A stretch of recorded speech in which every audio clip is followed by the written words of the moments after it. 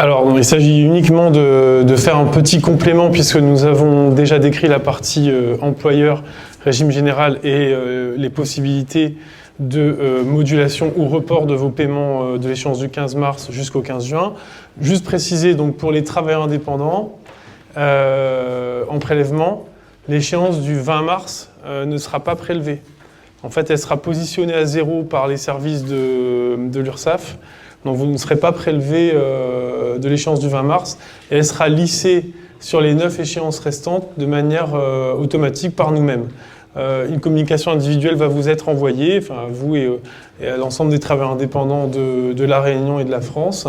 De la même manière, le non-respect de l'échéancier n'occasionnera pas de sanctions, de reprises et poursuites.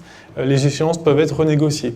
Sur cette question d'échéancier, c'est la même chose pour les employeurs. C'est-à-dire que pour tout employeur qui a une difficulté de paiement sur son échéance courante du mois de mars, il peut nous en demander le report via les modalités de contact que je vous ai citées tout à l'heure. Et en tout état de cause, en cas d'impayé, ça ne donnera pas lieu à sanction. Autre élément assez général concernant la CGSS que je voulais donner, c'est que les pouvoirs publics et donc la direction des URSSAF a décidé d'arrêter pour l'instant toute action de recouvrement forcé. Donc l'envoi de mise en demeure, l'envoi de contraintes par voie d'huissier, pour l'instant est stoppé. D'après moi, pour une durée qui correspond à la période de la crise. Voilà, donc ça c'est une information qui est tombée vendredi, qui est de nature aussi peut-être à temporiser, à permettre aux chefs d'entreprise de penser à autre chose. Voilà ce que je voulais dire. Et en complément, vous aurez aussi dans les diapositives qui ont été envoyées au MEDEF les modalités de déclaration du chômage partiel, parce que mécaniquement, je pense qu'une partie d'entre vous auront recours au chômage partiel. Pour rappel, le chômage partiel n'est pas soumis à cotisation sociale, salariale ou patronale, mais uniquement à CSG, CRDS, avec des modalités de déclaration que je vais afficher rapidement, afin qu'elle s'affiche aussi éventuellement dans la vidéo.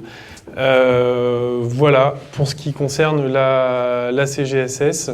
Et donc, je vais passer la parole au prochain intervenant. Juste peut-être une question, je vais profiter de ton micro en même temps. Juste peut-être une question sur le sujet, on a parlé des travailleurs indépendants pour l'échéance du 20. Or, sur les travailleurs indépendants, il y a deux grandes échéances, le 5 et le 20 du mois. Donc ça veut dire que ceux qui ont été prélevés là, le 5 ne seront pas prélevés le 5 avril? Alors, c'est un peu comme sur les autres dispositifs, les choses tombent un peu au fur et à mesure. Donc, on a géré nationalement la question de l'échéance prochaine, celle qui a été prélevée, a priori considérée comme prélevée.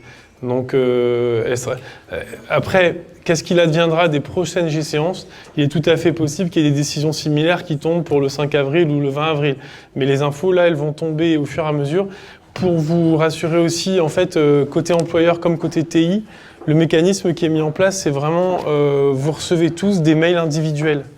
Donc, en fait, cette information, elle va circuler par voie de communiqué de presse, la plupart du temps conjoint DGFiP URSSAF. Si vous allez sur Internet, vous verrez que ces mesures sont reprises aujourd'hui même et elles viennent préciser à chaque fois en même temps les mesures DGFiP et URSSAF. Et parallèlement, elles sont doublées d'un mail individuel. Et c'est un peu comme ça qu'on va fonctionner sur la période de la crise. Et les infos vont tomber au fur et à mesure sur la façon dont sont gérées les prochaines échéances.